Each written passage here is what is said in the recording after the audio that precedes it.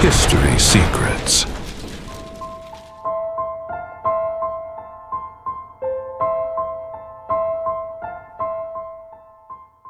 Les roues couvertes d'yeux constituent peut-être l'élément le plus mystérieux de toute la vision.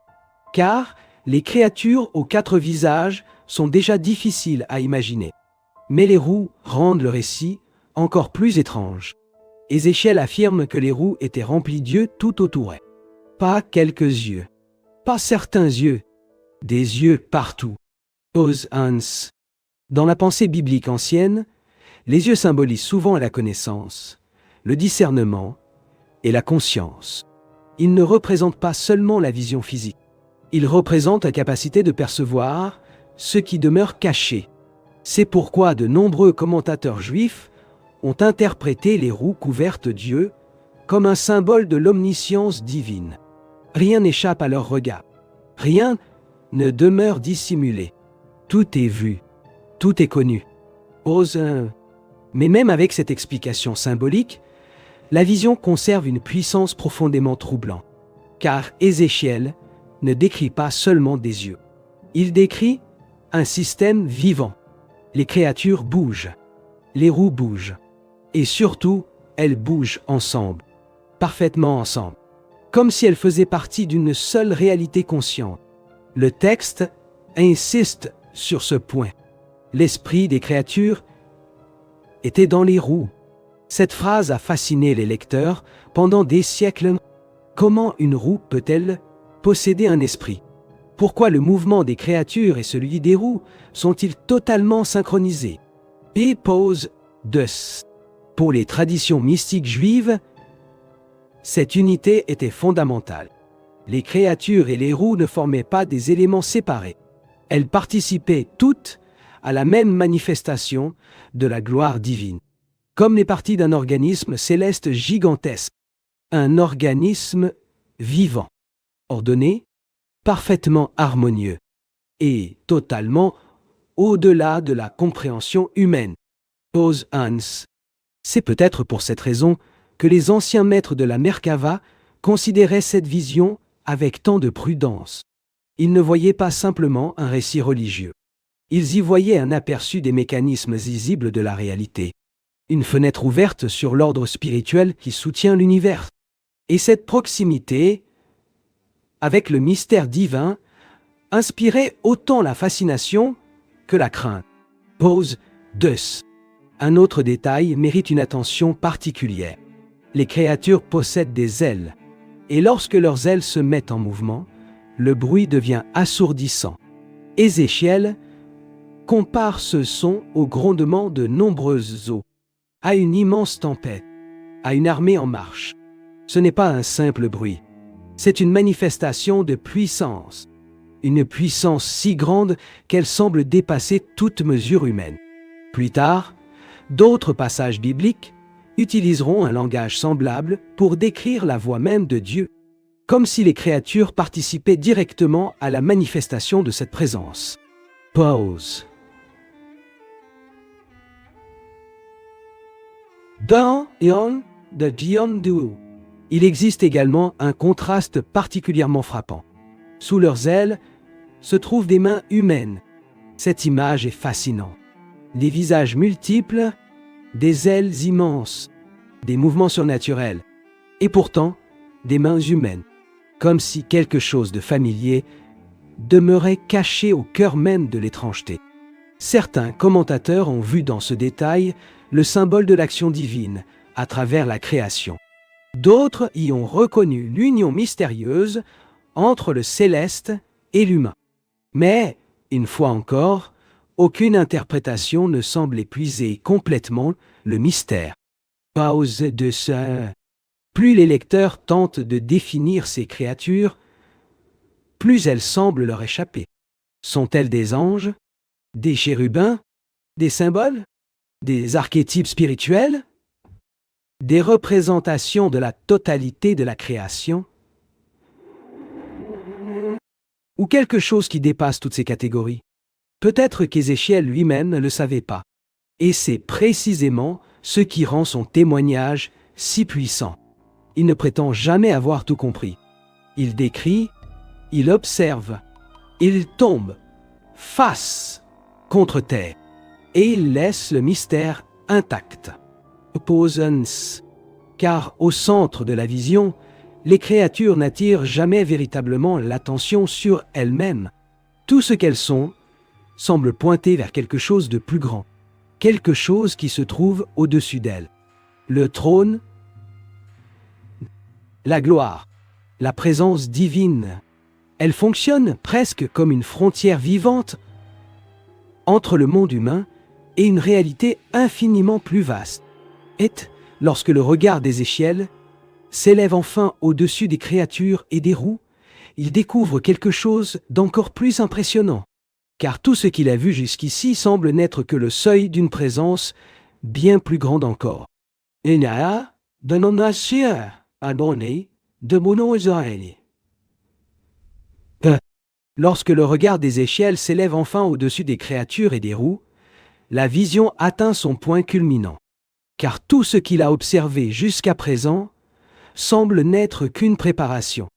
Un seuil, une approche, comme si les êtres aux 4 visages, les roues couvertes d'yeux, le feu et les éclairs, n'étaient que les premières manifestations d'une réalité encore plus grande. Posonance.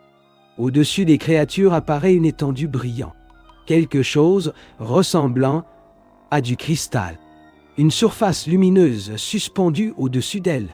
Et, au-dessus de cette étendue, Ézéchiel aperçoit quelque chose qui ressemble à un trône.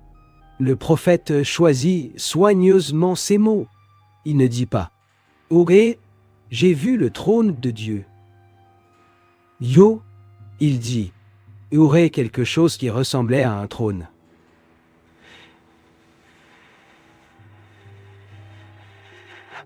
Encore une fois, le langage hésite. Encore une fois, les comparaisons remplacent les affirmations, comme si ce qu'il contemple dépassait les capacités normales de description humaine. Osédeus. Puis apparaît une figure assise sur le trône, une présence entourée de feu et de lumière, une splendeur si intense qu'Ézéchiel ne tente même pas d'en donner une description complète. Il parle d'un éclat semblable à celui du métal incandescent, d'une lumière entourée d'un rayonnement comparable à un arc-en-ciel dans les nuages après la pluie. Mais même ces images semblent insuffisantes, comme si le prophète cherchait désespérément des références capables d'exprimer l'inexprimable. Presence. C'est ici que la vision prend toute sa signification. Les créatures ne sont pas le sang, les roues ne sont pas le sang, le feu n'est pas le sang. Tout conduit vers cette présence, tout converge vers elle. Les créatures semblent soutenir son approche. Les roues accompagnent son mouvement. L'univers entier paraît organisé autour de cette réalité supérieure. Osdeus. Dans les traditions juives anciennes, ce détail est essentiel. Les chérubins ne sont jamais adorés. Ils ne sont jamais la destination finale. Ils sont des serviteurs de la gloire divine, des gardiens du seuil, des médiateurs entre le visible et l'invisible. Leur fonction n'est pas d'attirer le regard sur eux-mêmes, mais de conduire vers quelque chose qui les dépasse infiniment. Osans. Peut-être est-ce pour cela que la vision produit un effet si profond sur Ézéchiel. Le prophète ne termine pas son récit en expliquant ce qu'il a appris. Il ne présente aucune théorie, aucune analyse, aucune conclusion philosophique. Il tombe face contre terre. C'est sa réaction. Et cette réaction dit peut-être plus que toutes les descriptions précédentes, car elle suggère que la vision n'était pas destinée à satisfaire la curiosité humaine. Elle était destinée à provoquer l'émerveillement, le bouleversement, la conscience brutale de la petitesse humaine face à quelque chose d'infiniment plus grand. Osdeus. C'est peut-être là le secret le plus profond des créatures aux 4 visages. Elles ne sont pas seulement étranges. Elles ne sont pas seulement symboliques. Elles marquent la frontière entre 2 mondes. Le monde humain, limité par le temps, l'espace et la perception, et une réalité plus vaste où ces limites semblent disparaître. C'est pourquoi elles continuent de fasciner après tant de siècles. Parce qu'elles donnent l'impression d'appartenir à un univers où la conscience, le mouvement, la lumière et la vie fonctionnent selon des lois différentes des nôtres. Pose Hans. Et peut-être que le plus remarquable n'est pas ce qu'Ézéchiel a vu, mais le fait qu'il ait tenté de le décrire, malgré l'impossibilité de le faire pleinement, aurait, comme l'apparence de Eo, aurait semblable à O, aurait quelque chose qui ressemblait à Yo-O. Ces expressions traversent toute la vision, comme le témoignage d'un homme conscient que la réalité qu'il contemple dépasse les limites de son langage. Ose. Deus. Des siècles plus tard, les artistes continuent de peindre ces créatures. Les théologiens continuent de les étudier. Les mystiques continuent de méditer sur leur signification. Et les lecteurs continuent de se demander ce qu'Ézéchiel a réellement vu au bord du fleuve Kébar. Était-ce une vision symbolique? Une expérience mystique? Une révélation de la structure spirituelle de l'univers? Ou quelque chose qui échappe encore à toutes nos catégories? Peut-être que le mystère lui-même fait partie du message, car certaines réalités ne sont pas données pour être entièrement expliquées. Elles sont données pour rappeler à l'être humain qu'il existe encore des profondeurs qui dépassent sa compréhension. Ose 3 c'est. Au final, les créatures aux 4 visages demeurent parmi les images les plus énigmatiques de toute la Bible. Des êtres remplis de perception, de mouvement, de puissance et de mystère. Gardiennes silencieuses d'un trône entouré de feu et de lumière, présentes au seuil d'une réalité qui semble dépasser le monde visible. Et peut-être qu'après des millénaires, leur regard demeure toujours tourné dans toutes les directions. Comme un rappel que certaines questions sont plus grandes que les réponses que nous sommes capables de leur donner.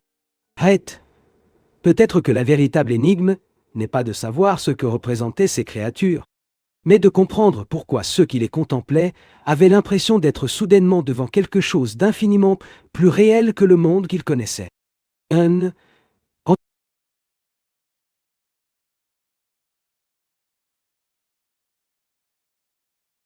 De nombreuses civilisations ont prospéré avant la nôtre. Certaines ont dominé de vastes territoires. D'autres ont disparu presque sans laisser de traces. Ce qu'il reste, ce sont des indices dispersés dans le temps.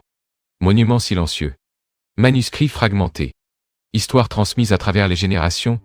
Chaque découverte nous rapproche un peu plus de la vérité. Mais l'histoire garde encore de nombreux secrets. Vous regardez History Secret. Car certains secrets de l'histoire attendent encore d'être révélés.